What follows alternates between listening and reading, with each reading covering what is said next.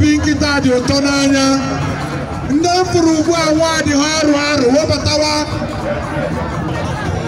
Binkita very beautiful village, very beautiful day.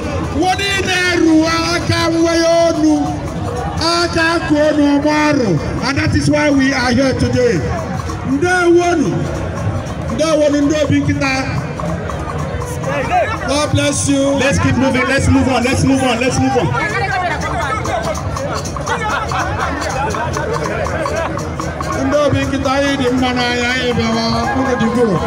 God bless you.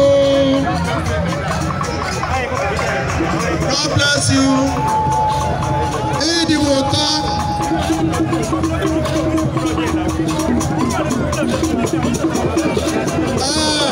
Carry them on the 3 minutes. 3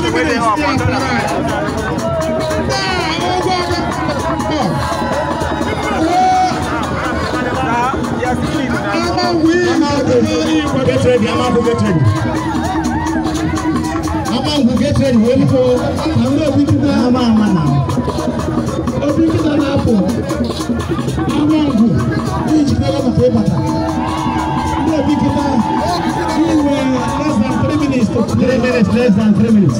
Somebody be out for an hour. I know Binkita. There may be no time for that. Let them just do and go. We are supposed to have the names already here before they come here. Yeah. We are supposed to have the names. Binkita.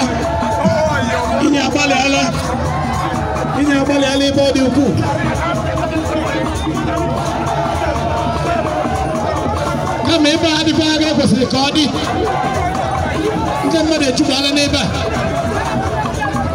Binkita, in with less than 2 minutes to go. You have less than 2 minutes to go.